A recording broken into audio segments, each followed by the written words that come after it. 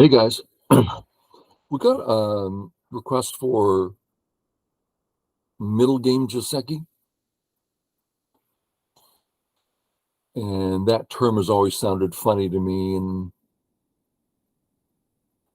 it didn't clarify in my mind well, but as I started looking at things, a lot of stuff did come to mind that's sort of Middlegame Joseki.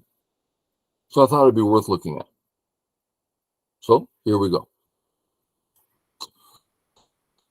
Okay.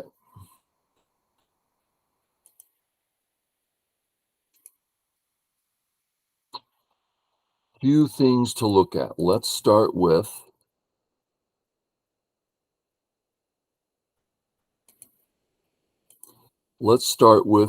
old style Joseki. And now black plays away. I've mentioned this before in videos, and some of you know this. The question arising is, what the heck's the difference between the two? What's up? Okay, so I had a pro tell me recently at least one of the main things up with it. Okay, white to play. Sente. Okay, now let's go the other way. Not sente. How come? What's up? Okay, as we're about to see why, but let's notice the A group. How's it doing? Got two Ys, it's totally out in the center, totally broken down, perfectly fine, strong group.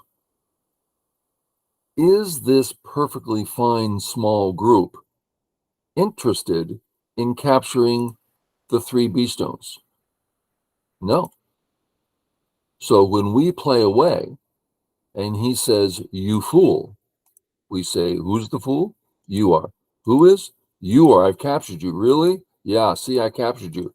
Yeah, but I got two friggin' moves away and a wonderful position. And you picked up 6, actually 7 points. Way in black's favor. So that alone is a great reason to play this move over the other one. Okay. And I'll let you work out more and more of the other details. I had to face this recently in a game. Okay. So that's one. That's Joseki, granted. I couldn't help myself. Okay. Now let's look at coming out. Now, I've stayed away from this move for 40 years. Why? Okay. What's white's job? Settle that stone. Okay. Let's run out to the center, not the corner, not the side, the center. Okay. Last option, hello. And let's spin another 1, 2, 3, 4, 5 moves before it's finally stable. With how many points? Near 0. That's why I've been staying away from it. Now, yes, it has its benefits, granted. We've negated any black moil. Any position we have that faces the center is now greatly enhanced. Yes, that's all true. And good and proper. And there's lots of ways of playing this. And then taking sente. There's lots of things one can do. But this is why, instead, I tend to go 3-3. I'm alive. I have points. End of story. I love that. End of story. Oh, that feels good. Okay. But I've been learning some recently about this. So much so that my plan is I like to find a move that's new to me, or new idea, and play it nonstop. So I learn all the ins and outs. What about this? What about that? All the ins and outs. till I finally get familiar with it. I feel like I understand it. Then I can choose between the two. Because I've been learning this move for the last year. It's like, oh, I'm learning to really love this move. Okay, so come out. Do our thing.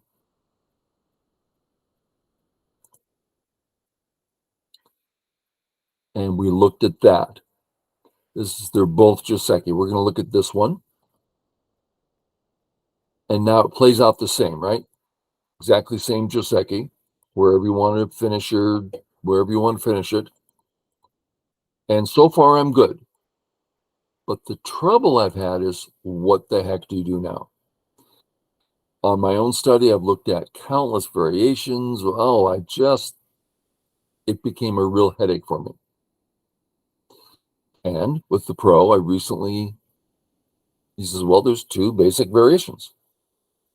One, if the ladder works. Okay, so let's take a look at the ladder. Atari, come on out. There's a ladder. Next move. It's actually not the ladder yet. Atari, which breaks the ladder. Hello. Right? Is no longer Atari. Oh, I'm on the wrong button. Just a second. Right button, but Atari. Oops, the ladder's broken. That's what I mean by the ladder's broken. Okay. So, where are we? We are at Atari save.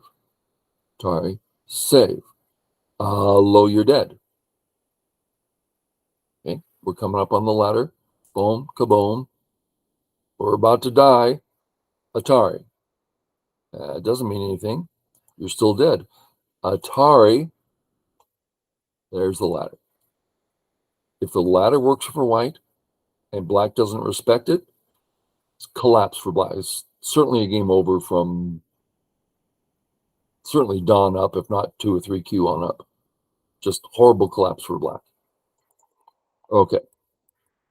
And I'll let you go over, play that out and learn the variations. I'm learning them, and what if this, what if that. Okay. So let's say the ladder works for black. Okay, we need to learn that one. Okay, now come down at B instead. Black does the getting out thing. It's got a fix.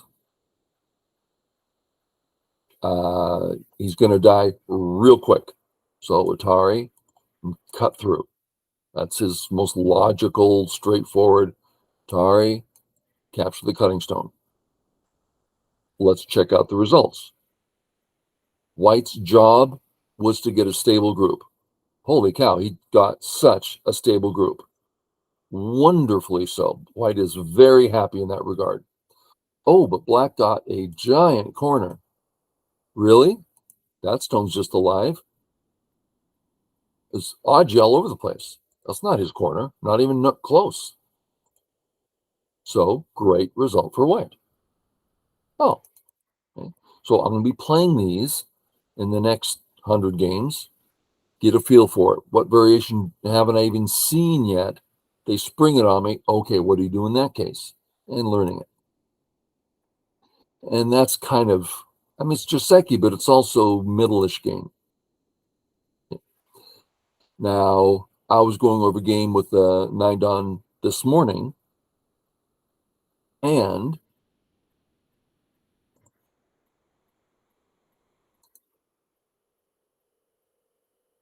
let me get to it just a second. Oh, so the first question was,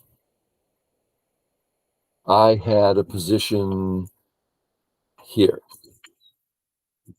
And that's my wife. You better hope she doesn't come over here. Because you end up falling in love just like I did. Okay, so in this position, he asked, did you consider the pinch? She's laughing at me. I'll pinch you if you don't get out of here right away. Okay. God, I love that woman. But I'm not supposed to tell her because I tell her too much. Trying to back off. She's so embarrassed right now. Okay. He says, did you consider the pinch? I go, oh, yeah. And I was happy to, except in the game I was playing, I didn't want to see this running battle, right? We're all running around, right?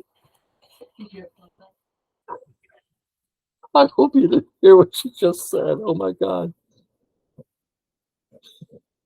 Let me tell you what she used to do. Most of you know, I did public lectures for 7 years, publicly funded lectures. And it was back then, we didn't have such audio capability.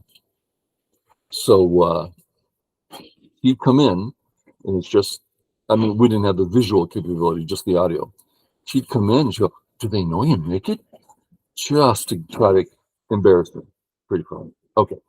So I didn't want to face this fight. I just didn't want to. So I decided, yeah, it's a fine move, but I don't want to do it. Okay. Next. Once I find my place here, here, here, and now, sorry, just a second. Hold your horses. Hold your horses. There. The next question he asked, which struck me in some form of disbelief, did you consider just A? In my Q mind, because I've always had a Q mind, A, that's not Joseki. The point of the Joseki I was playing in the game was to get center thickness. Oh, look at me, I'm getting center thickness. He says, well, if you want center thickness, what about just playing A? He's got to get out. Now you have center thickness. And you can do whatever. You can start pinching him, chasing him, whatever you want to do. I was like, wow, okay, I clearly need to open my mind up to the board rather than habits and what everyone says I should do. Okay, so that's definitely a middle game idea. Okay, we looked at all that. What's this one? Oh, you probably know this one. We tend to not play A anymore. By we, I'll say strong players tend to stay away from A. I learned this because whatever teacher, oh, I know it was a pro teacher I was having a lesson with. He says, "Oh, just play here." But his tone was interesting. It wasn't like he had a plan. He didn't like the way I had a reason. I was just like, "Oh, just play that." I'm like, "You need to explain it a little more." He says, "Oh, you always play this move in this situation because it bothers white so much." It's like, well, that's kind of cute. And then he went on to explain the various things. For instance, you can, if you so wish, because right now, whose points is the upper right? That black corner? Not black, so I can live in there. Okay, so it's not black's corner. But if you make this exchange, oops, now it's your corner. And does white really want you coming down like this and make it, and you have no ice? White doesn't like that. So white's probably going to do a fix here of some sort. You got the corner and center. Now, you did give white a very strong position on the outside, so it's not like you necessarily did a good thing, but that's a good thing to know. Next, he said you can, for instance, play this way, bigger corner. You can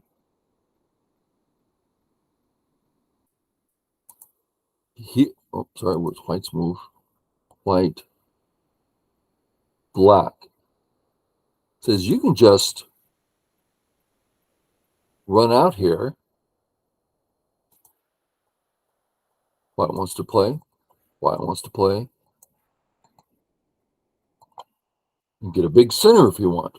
And there's still logic in there later with these kinds of moves. So there's a ton. He went on and showed all these variations. There's so much you can do with this stone. There's lots of running out to different ways, and yeah. So this move is a good one to know and learn and get used to, which is why most players play this way instead. So now white doesn't have that cut left over. It's a big difference. And all the variations are just stronger. White's same thing, but now white's not cut. So black is, less likely to play it. Now there's still these. Now that just connects under massive. And then it's like, oh, I'm going to surround you. Great, I'm out of here. That's a normal, regular thing, which is okay for a while, right? Okay, hon, drive careful. Going to pick up the grandson. Cute little 4-year-old. So it's not like white has those points, but I always play high for other reasons. But it gives you a very solid position. Since we're here, I'll tell you why I don't play here. There's different reasons, and they're not particularly great reasons, but just so you know. Third line says, I want stability and points. If black approaches, to maintain your statement of stability and points, you're going to want to respond. And now that's my area. That's why you played there. So I don't want those points. I want Sente. So here he comes in. You say, I didn't want those points. All I want was stability. And I'm out to a point where you cannot attack me. I'll just play away. Oh, you fool. Really? I'll play away again. What are you going to do? Now I'll split you. Great. I'm back in the position where I'm fine. So that's why I have always played that move. This just feels like a commitment to me. I want those points. Then I'll make you take them or whatever. Okay. So there's that one. And I think we looked at all of those. Yeah. Okay. Now we're coming to the last one. What's this one?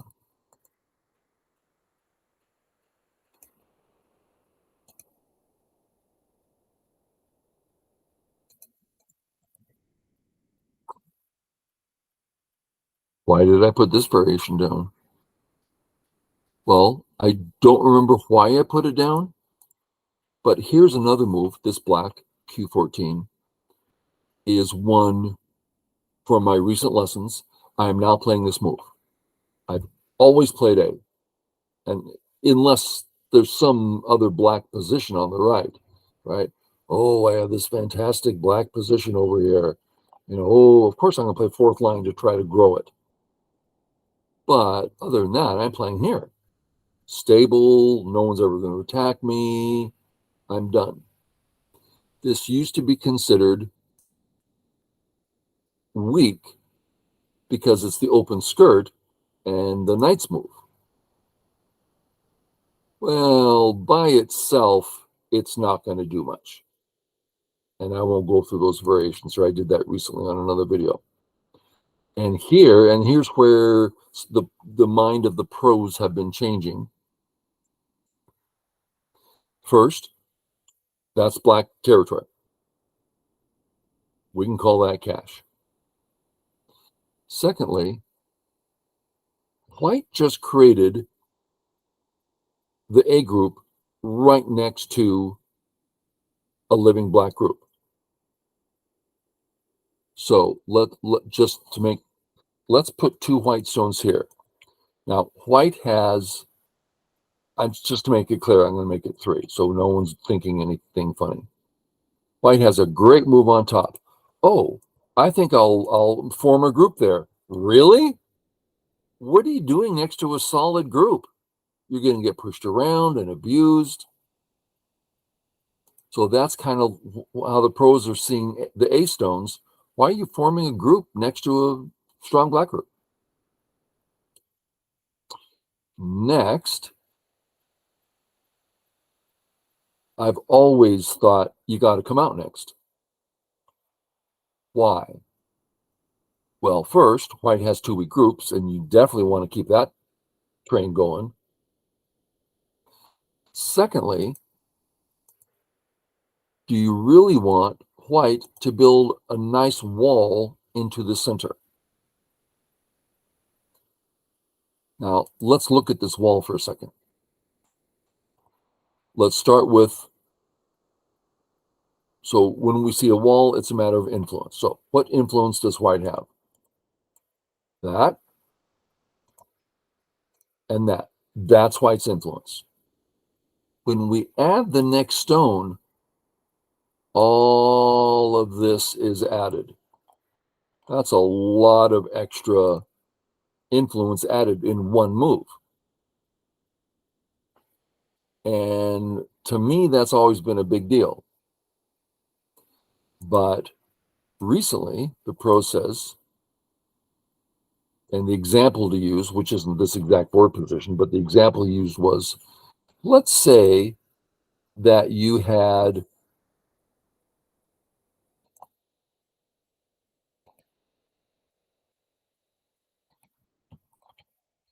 a group there, and now it's white's move. Are you afraid of this? Well, no, I have a group there. Great. Well, then it's your move. Make the group there now.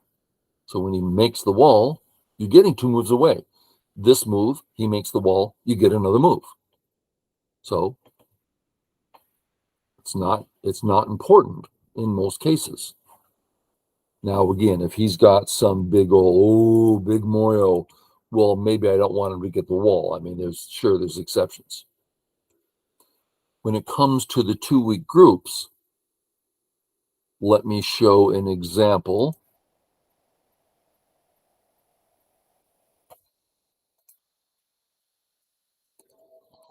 You all know this Joseki.